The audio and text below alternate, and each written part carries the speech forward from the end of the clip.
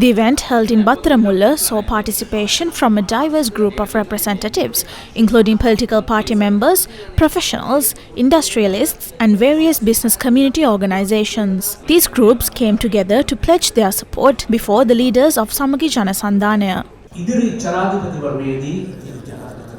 Sajith presented a book to the representatives of civil organizations. The book contained questions raised by him in Parliament and the answers provided. In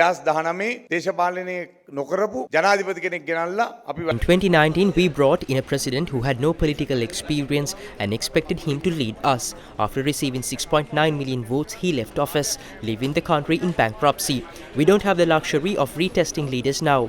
We are in a critical situation. People are talking about bringing Arjun Mahendran back when someone becomes president. A person with even a small amount of legal understanding will not make such comments. But let's be realistic. Mahendran is a Singaporean citizen and their legal system operates differently. If he is convicted of an offence there, we might have a discussion. But without a treaty, bringing him back to Sri Lanka is unlikely.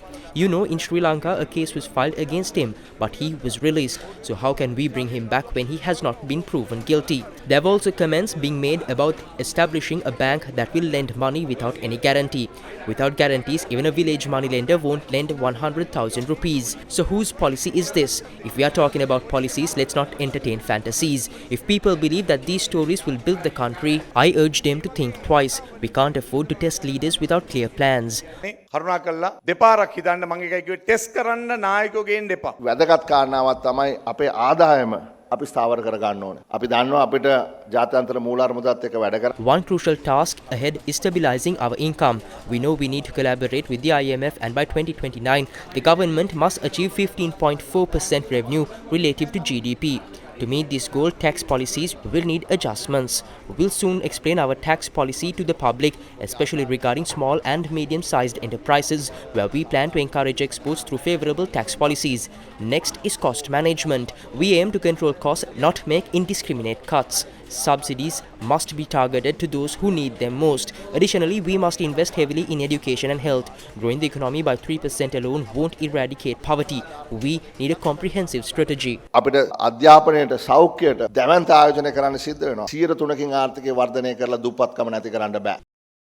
SJB presidential candidate Sajith Premadasa said that an administration that respects the constitution will be formed.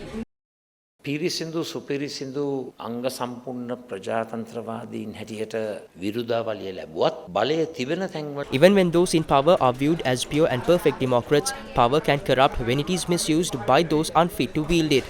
Our power must come from the blessings of the people, and we must resist the urge to satisfy our greed for power at all costs. We must be ready to relinquish power just as we are ready to gain it. Our politics should be guided by principles, not by the mere pursuit of power. In this principled approach, we have shown that power is not the highest goal. It is about enlightened service and prioritizing the voice and the will of the people. I promise that we will transform the current situation where democracy and the constitution have been trampled. We will create a government and public service that truly respects the constitution. I also assure you that we do not endorse crony capitalism, and we recognize that extreme leftist and social systems have failed to achieve their goals globally. The best path of our country is to generate wealth through capitalism while ensuring fair distribution through social democracy. This is the most suitable program for our nation's future. මේ දෙකම මුසු කරගත් මැදමාවත සමාජ වෙළඳපොළ සමාජ ප්‍රජාතන්ත්‍රවාදී ක්‍රමවේදය මෙන්න මේ වැඩපිළිවෙල තමයි රටට සුදුසුම වැඩපිළිවෙල.